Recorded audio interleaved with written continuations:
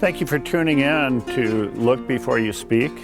Today, we're here at Gallery 709 in Missoula, and we're taking a little bit different approach today. We're out visiting on site, and we're going to visit with this gallery owner, Don Mundt, who is the owner and operator of Gallery 709.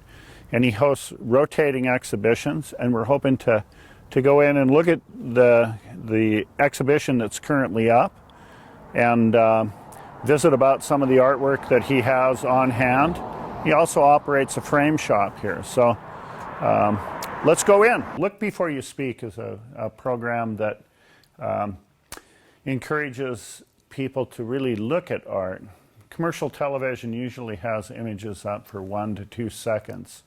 But we're going to take some time and tour this gallery with the owner, Don Mundt, and Don has graciously agreed to give us a tour today. Thank you, Don. Yeah, it's kind of a surprise, but I'm gracious. Okay. And how long have you operated this gallery? I've been here, this will be my 9th summer. And it hasn't always been Gallery 709. It still is Montana Art and Framing, but I call it Gallery 709 inside Montana Art and Framing.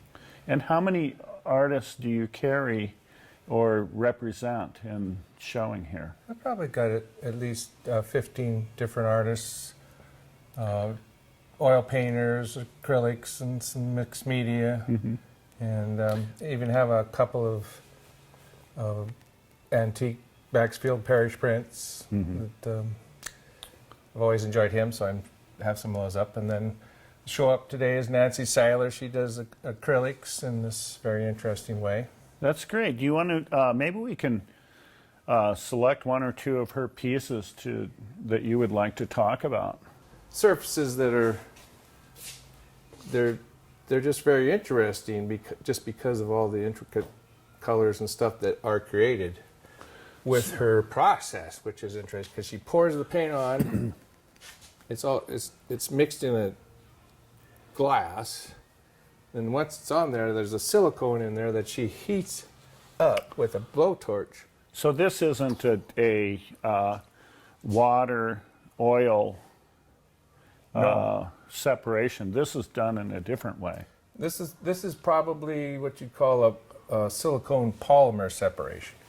So you got your acrylic polymer paints with mediums that are very liquid, and then the silicone is mixed in because I think it might have a different heat boiling point than the acrylic paint. So heating it up. So she's like heating parts of it, and then it bubbles up and separates the paint to create all these levels of color and texture.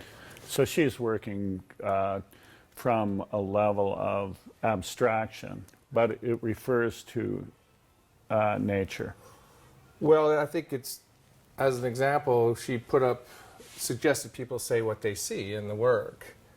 And I don't think you're actually trying to create something you see in nature. I think what you get is something that you create, and then it kind of looks like nature.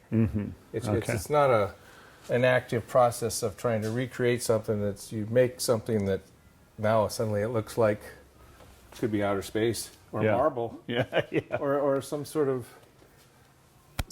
color, but it's really fun and positive. That's what I like about it. Yeah, and she's a local artist. Yes, she's. So she just got into this thing where she created these aspen trees, and it's slowly evolved. But I think she's moving away from that, exploring other things. But this is all about fluid paint, because when it's created, this is upside down, and each one of these trees is flowing off the canvas. So she has like a traditional approach of a landscape artist of being foreground, background, far background. It's the process. Well, first she'll have it flat, and she'll paint the whole thing a color, and then she'll start with a tube of paint at the top. It's slanted, of course, and puts it, drips off the canvas straight down. Unless the wind is blowing or something, I've had some where they kind of move as they go down because of the wind. And then once that dries, or sort of dry, she put black paint and then manipulate that into a abstraction of the branches and stuff. And then, you know, when it's laying flat, she'll do like Jackson Pollock and just throw paint on it and color, and it just really fun to look at.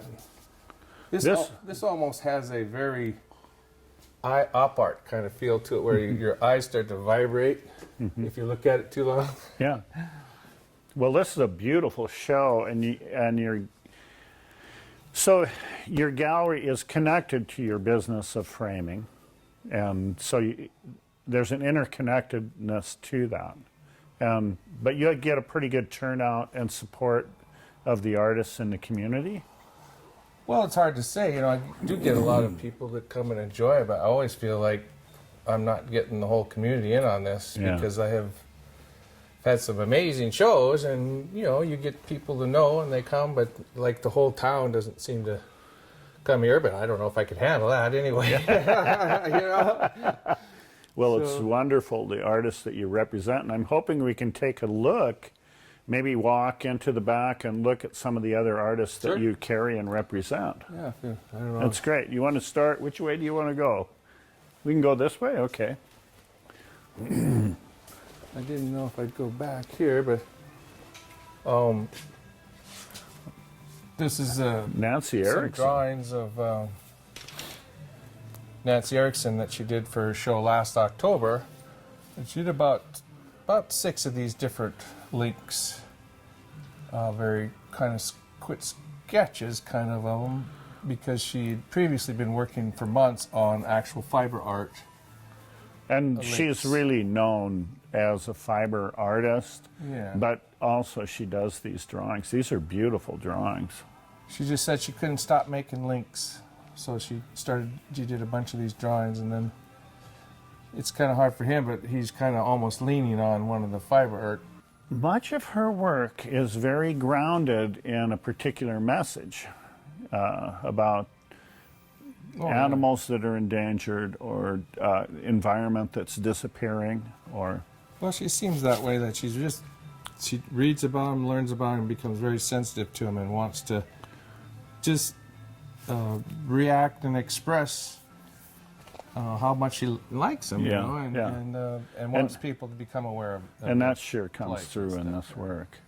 I don't know if you call it acid rain, but it's about chemicals that would get into the food chain. So you can see the drops of rain coming down, and also little triangular shapes that represent benzene rings. So that she's calling that how turning the leaves black, or getting into the leaves, and then the rabbits eat the leaves, and then you can see how it gets, you know, into their bodies. And at the time she had rabbits. Yeah. So she loved the rabbits, and then she also puts a Jupiter in almost all of her big works. These are, and she's really known. This has really put her on the map. She's an international fiber artist who lives here in Missoula. Well, so when she was at the university, she wanted to work big, and she did big canvases, big paintings, and wanted to send them to shows, and so she kind of evolved this system of creating what she wanted into fiber art, you know, like... Which could be rolled up. Yeah, just roll it up and put it in a tube, it won't break. It's hung up by Velcro. Or this one is quite heavy, though. This needs to be in a big, giant, you know, room or something. Sure, industrial. sure. But, School you know, library. she has remained consistent in her messaging, being inspired to educate about the environment. Yeah, I think she's went from rabbits to polar bears to there's a piece behind us here. Maybe we can look at this. This is a more recent work, isn't it? Yeah, that's from the show last October. It's just it's paint and sewing and applique and on this fiber, and it's one thing she gets that's, you know, she gets the painterly quality, but the texture of these surfaces is really beautiful and gives it a lot of extra depth. And Well, if you want to come around the side and look at this one links, it's has a whole nother universe in it. Oh, it's in here. That's right. very cool. So you really have are carrying a wide variety of artists that are working. You know, like, did you talk about all the pictographs, of course? Yeah, well, and these handprints, Yeah, these. but also just the depth that she gets with the fiber. I mean, she is really a unique artist. Well, plus, can you imagine trying to sew this kind of stuff Yeah. together? I mean, Yeah. it's very skillful, too, in terms of how she creates it. And she sends a lot of her stuff mainly to juried fiber art shows throughout the country, and has won a lot of awards over the Yeah, years. yeah.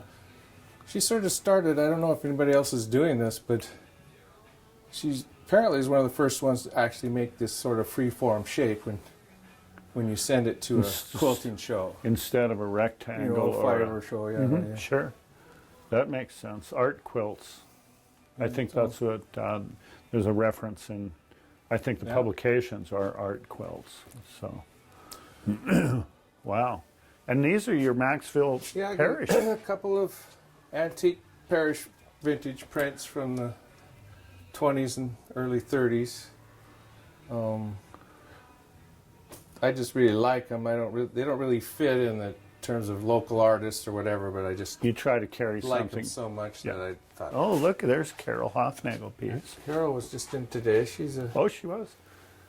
her and Excellent. Peter Kiefer moved to town about, I don't know, 15 years ago, but they're at one time two of the more popular artists in at least the West. Yeah. I guess Carol worked for Portal Publications, and they published prints of her images, and they sold thousands of them through this, poster kind of thing. And that's colored pencil, which is really interesting because most people can't imagine making colored pencil look that flat and solid opaque. and opaque. And Yeah, there's like- fields of color there, and she has to really work those pencils in order for that to occur. you have to really work them down. And so this is a reference to some kind of architectural. No, it's got every different kind of column in there. The the Corinthian and Ionic type of columns. And it sure has some big scale for a pencil drawing. Very time consuming. And Dennis Sloan Ooh, behind Dennis. us is another local artist that's been around for many years and has done many different types of work. But we had a show last August with about 8 of his new paintings, relatively new. Their last 3 years or 4 years. I think he wouldn't really Yeah. say, but they're very refined, and These the edges. surface is perfect. The edges are perfect. Just perfect. It's great that you carry these artists. I mean, he definitely went through a very popular period in the 1970s and 80s, and probably is, hasn't been carried by a gallery in a long time. Well, he had a little thing downtown, I guess in 2004 or something there. And then Barbara Morrison's another local favorite. She does a kind of a folk art, naive style, and the handling of her paint is amazing because if people paint with gouache, they know it's not. You don't always get the result you want. And It she's can very be good tricky. at it, so- Yeah. Very tricky. It's I noticed that she works kind of in this folk characteristic with that paint, dark to light, kind of the opposite of the way in which you're taught with watercolor or gouache, and it's kind of a folk characteristic. Yeah, it's maybe more forgiving than transparent watercolor, but Yeah. she's a master at it, I think. And she's also involved in doing this thing where she'll take a board and paint gouache on it and then cover it with wax. So it has this different kind of surface where you don't need glass on it, because the wax it's like an encaustic kind of thing that she wants to call it. You know, it's not really true encaustic, because doesn't encaustic have the pigment in the liquid wax? Right. But I think these are just basically gouache. So she's using wax as a protective coating, basically, as far as I understand. So yeah, you've really mixed it up here between narratives. And then we got the regular landscape. Eloise Jute does these amazing pastel, and she lives in Florence, has a little place there where she has some horses and does all these amazing landscapes of the Bitterroot Valley. Very reliable and competent painter. Yep. So that's great. And then just recently in January had a show with Dennis Kern, and he's over his life has done a lot of different types of printmaking, lithography, and this is the collograph process that Don Bunsey sort of was the star of at the university years ago. And so this work, this person's kind of a legend in Missoula, Walter Hook, and he was a teacher at the university and actually grew up here in Bonner or Piltsville, I guess, and then went away and taught, became a professor in math, wasn't it, initially? And did you have him as so. I think that's one of the reasons I came to Missoula, or returned to Missoula, was because he was teaching here. I always admired his work and took as many classes as I could from him. The last couple of years he was here, I took these independent study things with him, and I'm not saying he's just too complimentary. He's just too nice. He never would really, tell you what you needed to do. Oh, no, that's fine. Just keep working. That's all he would say. Well, it's really interesting because when we look at these paintings of his, and you have several of them in here. Yeah, here's kind of what he's known for, the eggs and the cat there, and was sort of like a surrealist, magic realism stuff. But he did everything. Yeah, I get He did sculpture. He did all kinds of things. But you're one of the only places where you can really, known for his flat cat kind of thing. and I think in the city council chambers, there's some large paintings of his. Well, But- I think because I knew him as a student.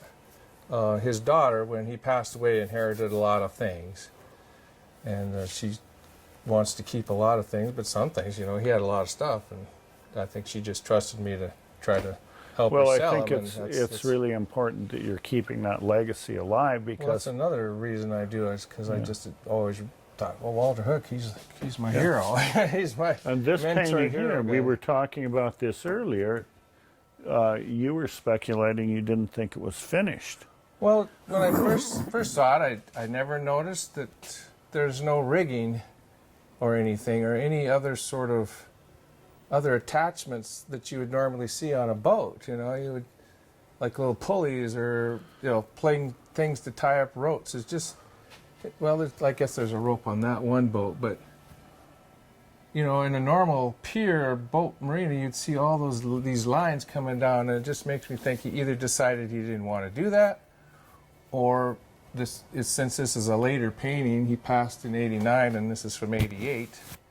Maybe it was just set aside and now it's out there. But Yeah. I don't know that. I don't even know if it's oil or acrylic. I can't really. I've never really been able to determine that. It sure looks like oil to me. Does it? Yeah. And he painted in I put it oils. as? Yeah, I put it in oil, but But you look at this, see? That just looks like oil paint. kind of. I don't know. It's hard to tell these days. But one thing about him is I think, you talked about how you referred to him as a surrealist. And I think he was a realist surrealist. Yeah, like magic realist or something. That's what Yeah, it was like, go. because he was very steeped in looking and painting. And there's a mural in Bonner which records kind of the history of Bonner, and he's a storyteller. So the story and the narrative are really important to him. And I think that's one of the things that occurs, whether it's surreal or it's a tongue-in-cheek or it's about a cat or whatever, you know, he's... Oh, yeah. Well, like something like this is where I get that sort of real or something. There's something about it that it makes it more a fantastic picture than just a picture of boards and seagulls. Yeah. I guess it's just the way the perspective is. These look like they must be like 3 foot by 8 foot size boards. You know, like giant And they're boards. probably 2x6s, rough Maybe cut. it's that. I just thought. Yeah. So And- anyway, that's And look at that sky. Yeah. These sky. He was just a fantastic painter. He could really manipulate the watercolor. And yeah. He did all kinds. Like in this area, you can see where he erased out stuff to get his highlight back. You know, Yeah. he wouldn't just yeah. let her go. Anyway, Okay. So maybe we have time to cover one or two more artists. Is that Yeah. okay? the other guy I got here and represent is.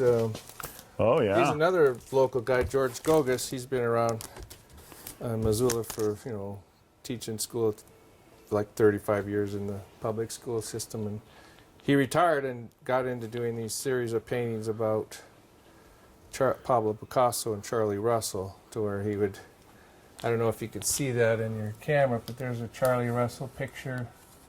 And that composition has been altered into a Pablo Picasso composition, and then he adds his own colors, and so he's sold hundreds of these over the years. Yeah, that's and, great. And in the last 10 years, he's made one and donated it to the museum, Missoula Art Museum. Look at and, that piece. What's the title of this one? Do you know? See, Charlie and Pablo realized they were part of the 99%. So there's a lot of humor in them, but they're also about the world of art, aren't they? Yeah, and I think part of this particular printing process that this one's done is it's a giclée or digital process of printing, and I somehow feel that the printmaker juiced his colors up a little bit, because I don't think the real painting is exactly quite that vivid. Yeah. This is really bright, but his paintings Although are I bright, think too. this painting was. Really. Yeah, I think it was. Okay. I think we have time for one or two more, maybe. One? You want to talk about this piece right here? This artist. Well, Marion Lavery, which she's also another very versatile artist, works in acrylic and fiber and silk and all kinds of different things. And I first knew her, she was a master watercolorist that you could not believe how precise and perfect she could paint with watercolor. And I think it's kind of like Nancy Seiler out there too. She's splashing pink because she spent so much time drawing these perfect botanical illustrations. So you kind of freed herself up from the tight watercolors and started doing a lot of collage and layering and abstracting of her work. So she's at this point now where she's thrown the horizon line out the window, and she is composing. These ravens are standing on something, but then it's kind of flipped around, and then there are raven skulls here, bird skulls of some kind. So there's kind of a way more modernist approach, and not necessarily an approach about the landscape. Yeah. And she's been doing much more of that. Yeah. And so you think maybe 14 to 20 artists that you carry that are so Well, I might have added wrong, but yeah. well, I got some different photographers. Another like Bob Hawkins is like 86 years old, and he takes photos, and Enrique Flores, Christopher Audio, Chris Audio. Oh, yeah. does some black and white silver gelatin stuff. That's great.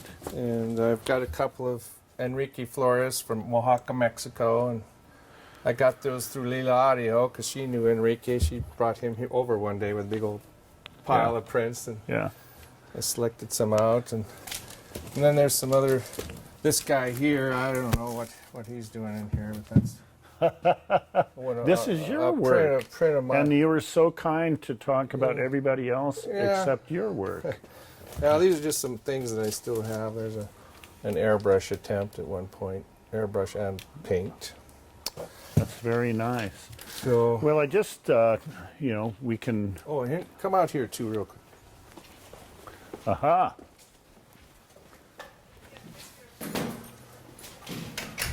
So in here we got my oil painters that I showed in March. Eleni Wiggy and Teresa Garland Warner, and they do a more traditional, capturing the landscape. That when they're standing there, they're trying to capture what they see, and they're getting really good at it. I mean, some of them maybe not so much plein air as working at home from another painting, but like these here, created on the spot, and I think that looks pretty good just when, for the time that she's there and to be able to capture the view that she sees. So you have the gallery and the frame shop, but you've also offered educational programs where people have come and toured just to learn about art.